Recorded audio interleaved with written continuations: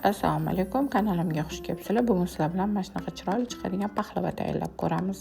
Birinchi bo'lib tuxum oqini sarig'idan ajratib olamiz.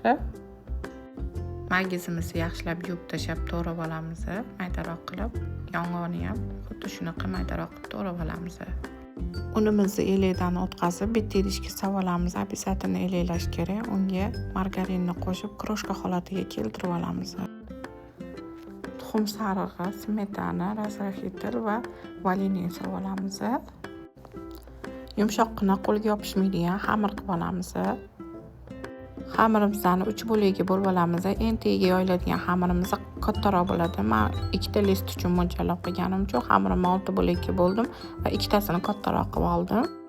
O'rtasidagi bitta bo'lagini yoyib pishirib olishimiz kerak bo'ladi. O'rtadagi bo'lagi pishgunicha tuxum oqini shakar bilan yaxshilab ko'pirtirib olamiz. Qattiq massa bo'lguncha ko'pirtiramiz.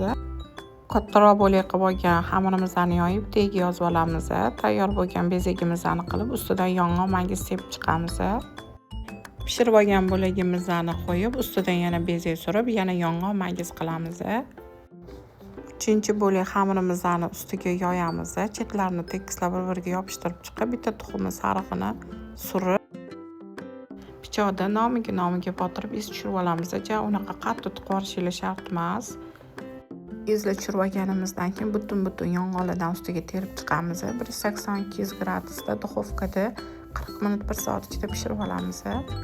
Pishgandan keyin issig'ida olishimiz bilan sun'iy asal olib kelib surib olamiz. Magazinlardan olsanglar bo'ladi. Shunaqa ishtaha ochar, chiroyli bo'lib chiqadi. Video yoqqan bo'lsa like bosib qo'yishni unutmanglar.